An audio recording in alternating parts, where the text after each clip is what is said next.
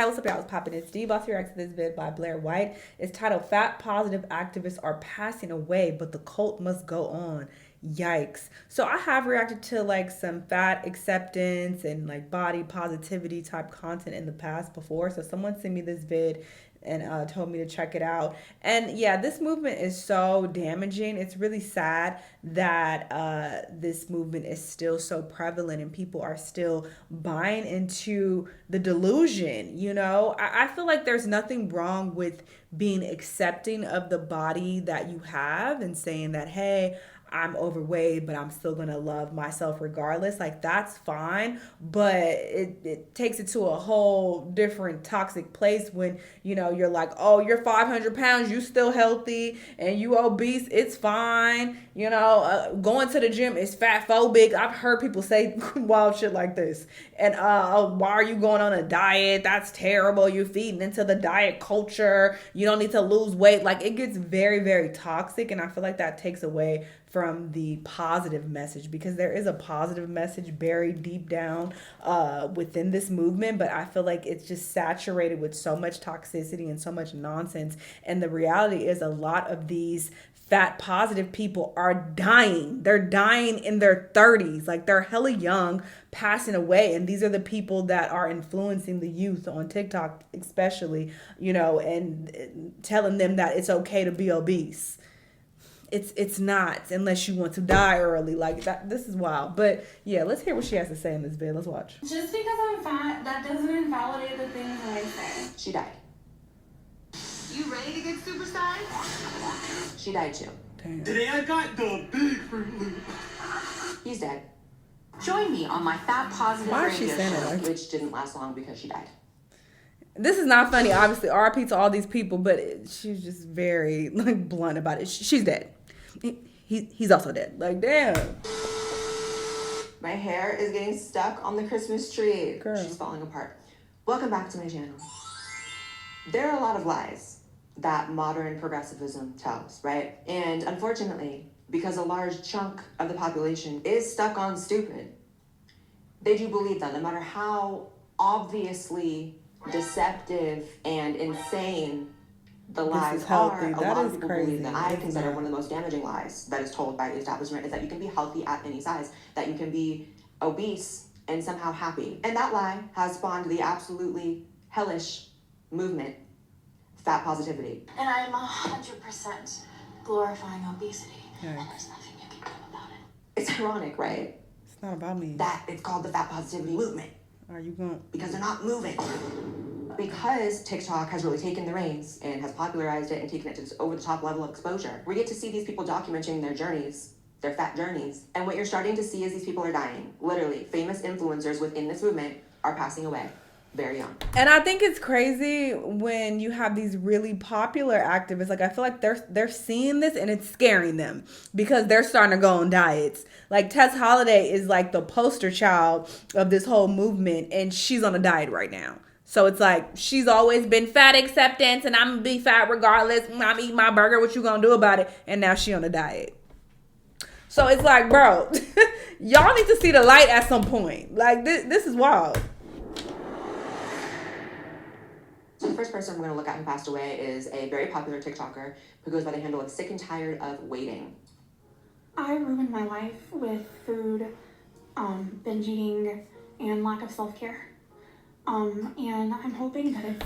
Also, what's so fucked up about this movement is that when you have people who do want to lose weight because they're like, hey, my joints hurt. Hey, my back is hurting. I'm constantly in pain. I'm having health issues. I can barely breathe. I need to lose weight to be healthier. The movement, they turn against you. They're like, all right, bitch, you out the movement. You kicked out. Like Tess Holliday has received a lot of backlash because she's on a diet. And this woman is probably 400, 500 pounds. And she's trying to do something positive to, better her health, and people are upset at her. Like a lot of people. Not too late for me this time. I ain't been to the store in 2 years, maybe more now, I guess. I went to the post office once and that was hard. I went to urgent care and I thought my legs were gonna give out from under me because I had to stand there the entire time after walking in. Can I ask what's positive about that? especially given the context that you already have that she is now dead. This was her second to last TikTok. What's really sad about this girl is that not only did she pass away extremely young, as you can see, but also towards the end of her life, she seemed to have kind of come to her senses about fat positivity, and she was actually trying to lose weight. I was truly okay with dying. I accepted it, that it was just, this is just how it was gonna go. I was gonna eat myself until it all went away one day. I realized I can't give up. I cannot. There is too much riding on me being able to do this, and I have so many people that need me here. This is so sad. And I cannot let the things that have happened be the reason why it's the end for me. But she had gotten to such a point where it was simply too late. So what's really sick about this story I saw is that Tess Holliday commented on this now dead girl's TikTok. Tess Holliday is a fat model, an obese model, who is famous for spreading this message. Now, there are a few words that I don't allow when somebody comes into my house, and healthy is one of them. That's really all you need to know about her right there, right? She is promoting to her audience, one of which we can see is a young lady who died, saying that she doesn't even allow the word healthy in her home. Promotes this self-harm, literally. No. Start calling it that. It's called self-harm. Masked as self-love, which is sick.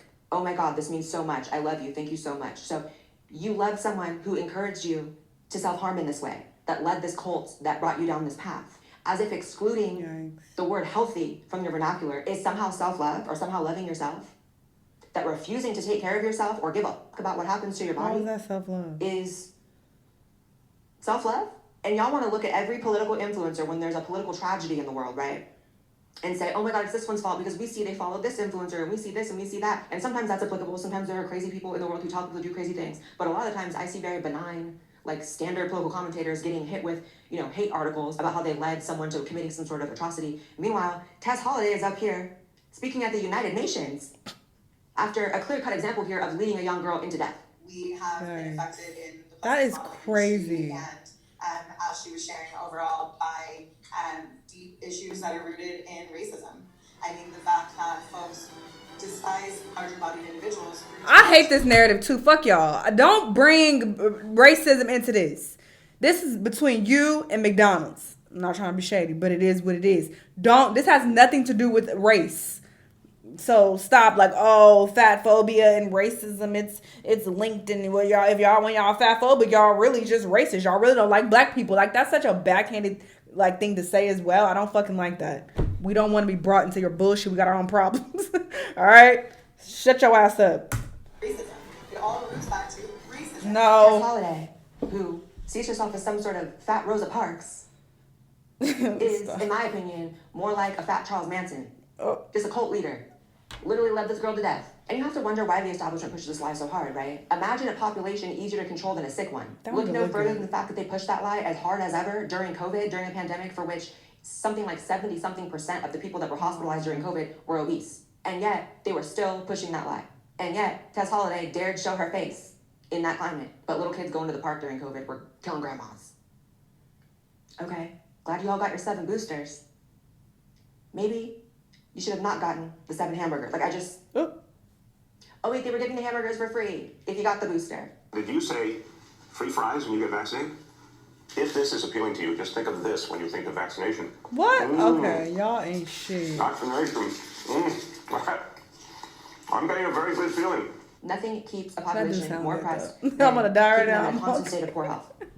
And if you can convince I that didn't think population that self-harm they're engaging in is actually self-love, just gaslight them right to their faces. No, you love yourself if you glutton yourself to the point where you're not mobile. Tess Holliday is inspirational, and the Victoria's Secret models actually set unrealistic expectations. Listen, this can be very subjective, and y'all can disagree with me, because you're free to be wrong. But in my opinion, it's a whole lot more unrealistic to become the size of a mountain than to become that size, right? Because I can't imagine the amount of, like I've been saying, self-harm it would take to even get to that state. I mean, a lot of them say it just crept up on them, but I don't know how much I believe that. It's got to take years. So being thin is unrealistic, but being Tess Holliday's size is realistic. A body size that has not even really existed until very recently in history. It's a bit supernatural. And of course you're gonna call me fat phobic. I mean, really, morbidly obese people have existed a very long time ago, but they were considered freaks. Like they were in the circus, literally. Like it was like very abnormal to see them and like, oh my God, look at this disfigured person. So, you know, people love to bring that up like, oh, obese people have always existed. Yeah, being made fun of, like they were a mockery. Like what are we talking about? They were literally in the circus. So there are way more obese people now just walking around, and that shit is not cool. I personally don't see them, but I'm in LA. But I don't see a lot of obese people. I do see some fat people, obviously, but obese, like I don't see people who look like this. Irrational fear of people who are fat. Fat phobia isn't the irrational fear of fat people. It's the irrational fear of becoming fat. So yeah, that's why when I see them online, I'm always just like, oh my God, this is wild. Like it's so shocking and so jarring. And I talked about this fat person that I follow on YouTube. Her name is Amberlynn Reed. She over 500 pounds. And the fact that she's just, there's no urgency to lose weight at all. It just boggles my mind. How society treats us. And you're treating us that way. You can frame it as self-love and blah, blah, blah, and all the other shit you're saying, but the science doesn't agree with you. The science says that what you are doing is harmful to fat people. So Dr. Kat Paz is another was a leading voice in the fat positive movement. Hi, my name is Kat, and I'm usually the fattest person in the room. Join me on my Fat Positive radio show, Friend of Maryland, where we talk fat politics, scholarship, identity, culture, and activism with fat people from around the world. She was a Massey University fat studies professor. Fat studies. What the f are you studying? And y'all want to say that the colleges haven't fallen. Y'all want to look at people crazy when they say colleges are just not quite what they used to be. Fat studies. Wow.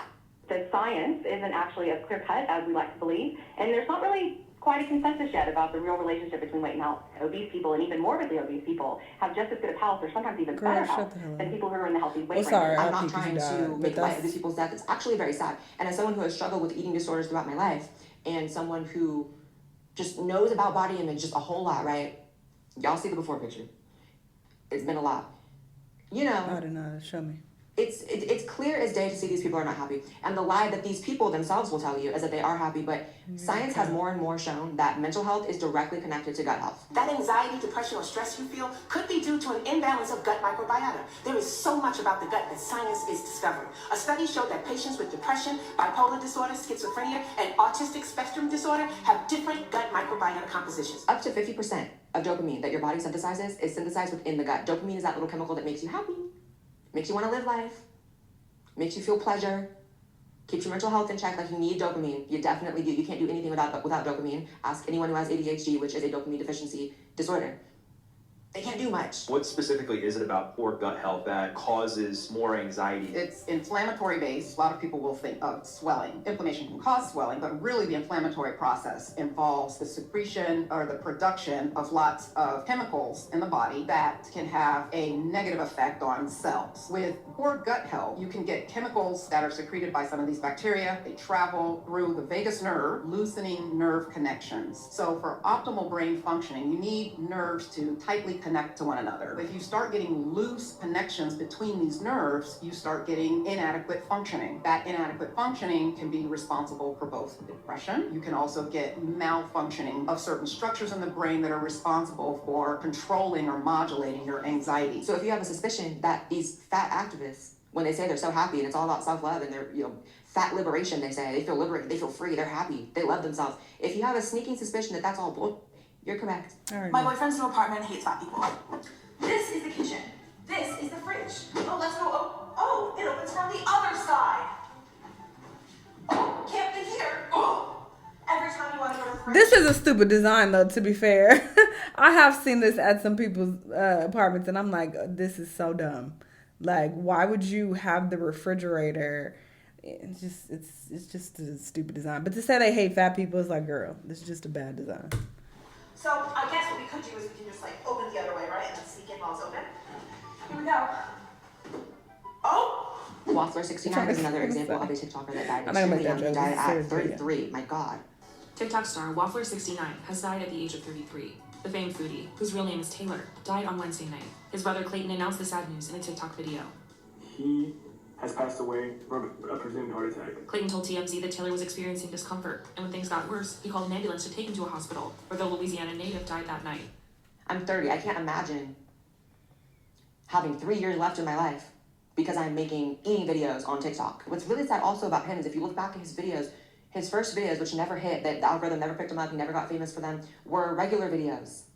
They weren't him eating. And then as soon as he started eating crazy shit on camera, his shit went up. So it's like he got stuck in this weird, dystopian, psychotic 21st century problem of like, I'm getting paid to eat unhealthy foods and like gross people out on camera, and it's killing my body, but it's making me money. It's very dark. It's very dystopian, like I said. He wasn't necessarily on camera talking about fat is beautiful, you can be healthy, but he was taken by clearly the idea that he can just live on and eat like that, which is a lie directly told by the fat positive movement. You can't eat like that and live forever. You just can't. He died of a heart attack. It's all heart attacks, right? Jamie Lopez is another example of a young woman that died at 37. And this one is really sad. She seemed like a really lovely, woman full of life. And what's really sad is she's another example of someone who towards the end of her life decided that she wasn't actually feeling positive. She wasn't actually happy being that obese, and she was trying to lose weight. I knew I had so much more purpose and so much more life to live. I've been working on myself to become mobile again. I completely changed my eating habits. This is keto pizza, just took it out of the oven. I lost 400 pounds, and I've been learning how to walk again. But sometimes you get yourself to a certain point and it's just over. She lost 400 it's a pounds. wrap. And She still also was passed away. obese. She had a TV show centered around her and all the other employees being morbidly obese. You ready to get supersized? Baby Dot Beauty Couture is the first ever salon by plus-size girls for plus-size girls. Can't nobody tell them they got the bar and set us fair. You better go big or go home. You gotta be serious. The whole gag of it was like, we're big and we're beautiful and we're salon workers and we can do what you can do, and you can't do what we can do because your legs are gonna give out, your heart's gonna give out. It's just, these are just simple facts. And why y'all get so upset about simple, inoffensive truths beyond me. Beyond me. As a result of these people dying, people are leaving the movement, as you can see. The positivity movement kept me fat and complacent. Obviously, my decisions were up to me, and I'm not going to sit here and say that the community put a gun to my head and told me I was going to be fat forever, because I take responsibility for my actions. But reading the in the body positivity movement and interacting with the people in the community at the time enabled me to not make good decisions for my health. I'm just being honest, based on my experience. I know other people have had better experiences with it, and I love that. But again, that's just not my experience. I personally didn't think that there was anything positive about me and my body when I was not taking care of myself. And I was obese at one point, and people will still say you weren't obese, you were mid-size and fat. I was obese, and people just don't understand what that is anymore because everybody is overweight. I actually feel kind of guilty for being a part of this movement. I see a lot of fat girls who gain a lot of weight from being caught up in this movement and turning around 5, 6, 7 years later talking about, damn, I let my health go to shit. I got this problem now. I'm 400 pounds. I can't do this. I can't do that. I'm not claiming that you got to hate fat people. That's literally the opposite of what I'm saying. But let's be for real. Health is real. Organs failing is real. Diabetes, heart disease, all that is real, okay? It's not fat phobic to care about your health. And as you can imagine, of course, those ladies are getting massive amounts of hate because they do not want to die. It really sucks that all of these people who showed me what body positivity was, who taught me about the movement, who were saying things like fat bodies deserve respect and care and that weight loss doesn't always work and yada yada, are then turning to it later on and no longer uplifting or having the same messages. God forbid they observe what's happening to others within the community, dropping dead suddenly. Oh, suddenly. Y'all know, I often say that when an idea just doesn't make any sense and it flies in the face of logic just so hard, but people are so hell-bent on believing it, half the time when it makes no sense is because it's like a sex thing. I believe this. The furry thing doesn't make sense. So for me, it's like, that's a sex thing. A lot of these trannies coming up, I look at that and I'm like, oh, that's a sex thing. That's not the same. No. A lot of the times it's true. We are beings that, sex is like our fuel, and it's wild, but it is. So if you ever had a sneaking suspicion that the fat positive movement is just I heard about this. It was started by somebody who... There's some validity to that if you look at the history of it, which is actually very dark and scary. Enter NAFA, the National Association to Advance Fat Acceptance. They're mad as hell and they're not going to diet anymore. I look a lot like my fat mother who's 80 years old and she mows the lawn, and I think I'm lucky to get this body. You are sexy. And what they really mean is to advance the fat fetish, because the leader, Bill Fabry, started this movement because his fat wife was getting ridiculed and he became ashamed of being with her, so he created an organization that on its face was trying to get people to accept fat women. Specifically, it's always the women, right? Notice there's no men in this movement other than perverts who are into fat women. Basically, this group descended into an entire group that on paper looks as though it's for society's benefit apparently, but it's actually just like a fetish meetup group. During the 70s, NAFA also started adding personal dating ads in their newsletter of what was usually a fat woman looking for a partner or a fat admirer looking for a fat woman.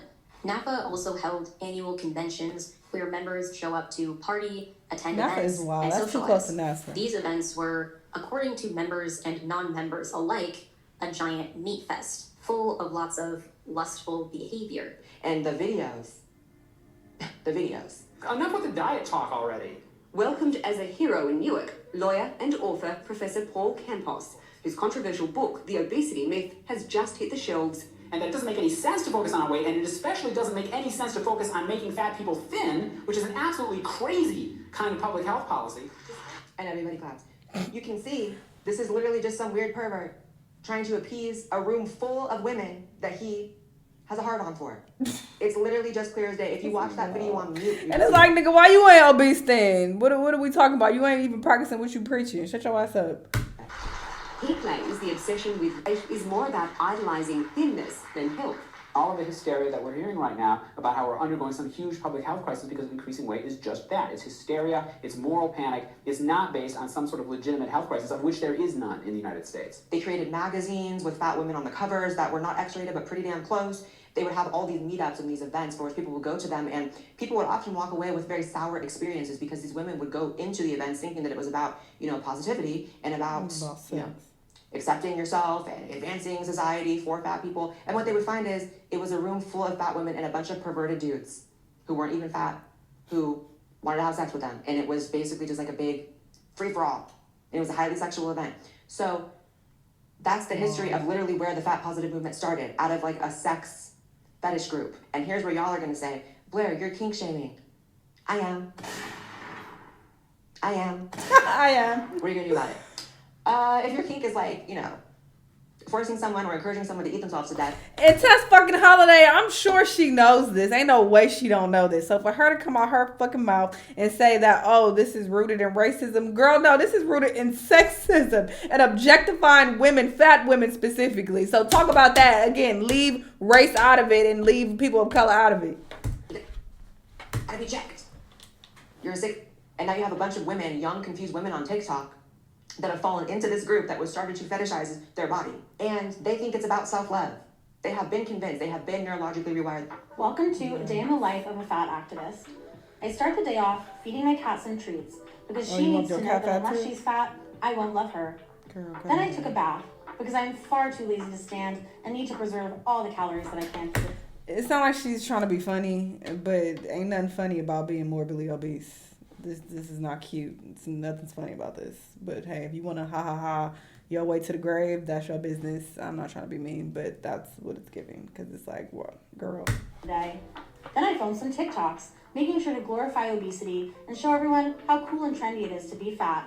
They have been bamboozled into thinking that themselves is loving themselves. And that's, again, about the most dystopian thing I could imagine. I'm going to be really honest. There's a lot of really fat-phobic people out there. Even in the queer community, I was a go-go dancer in a pride party, and the amount of money that I made versus the amount of money that the thin people made was not the same. Sometimes people don't even feel comfortable like putting the money in my underwear, but people are like really awkward with like, should I touch you? Should I? And I see them fully touching other people.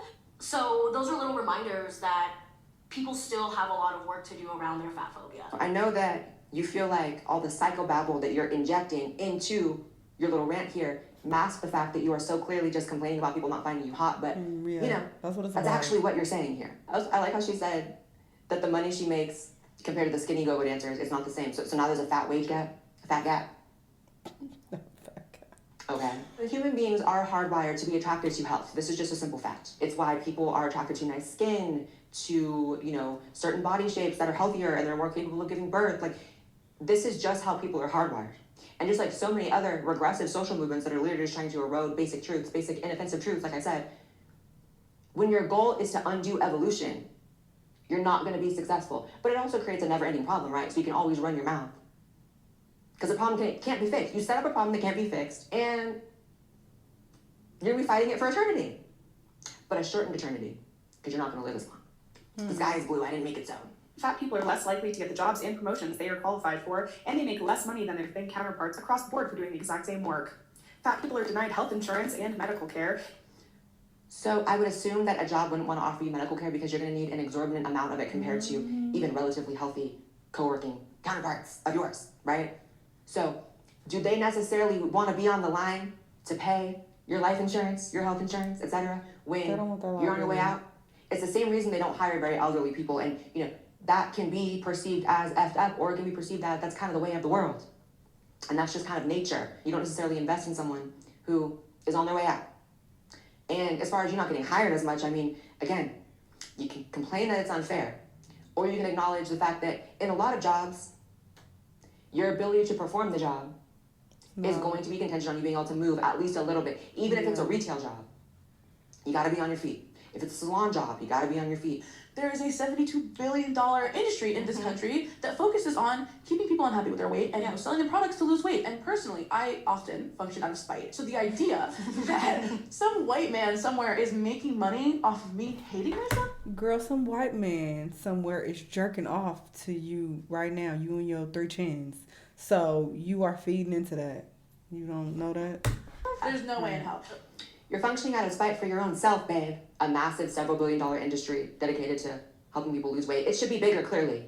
We should invest more in that. In fact, if our taxes are going to go to some, I would rather go to that than many of the other things that it goes to. I would. We need to lose weight. The country is too fat. So, however many $1 billion of an industry for weight loss needs to be bigger so y'all can be smaller. They just love throwing out white man. You invoke a white man as the source of your problems and the conversation's just over. And everyone just kind of chuckles like, oh, I know, right? But there's never any follow-up of really, is it a white man? Because I'm pretty sure Jenny Craig is a woman, right? That's her name is Jenny Craig. I don't know. The only people I see even hawking weight loss are women. Hi, Oprah. Reminder, you're allowed to take up space.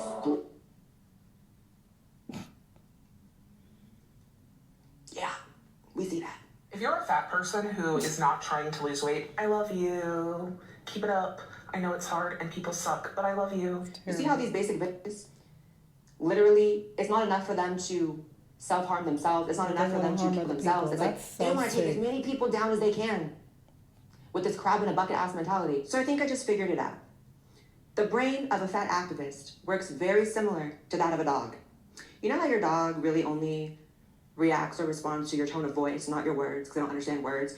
So you can say anything to a dog in a nice tone, and they'll react positively. What he's saying is, if you're actively yourself, I love you, which, sounds very blatantly psychotic and barbaric, but because he's saying it in that nice tone of voice, that emotionally pleasing voice that liberals in general tend to love, right? You could tell them, election season, burn your own cities, but if you say it nice enough, they'll just do it, and they won't see it as something crazy. It is not generally speaking unruly.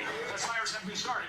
But it has been entirely peaceful, sometimes angry, but entirely peaceful. Right.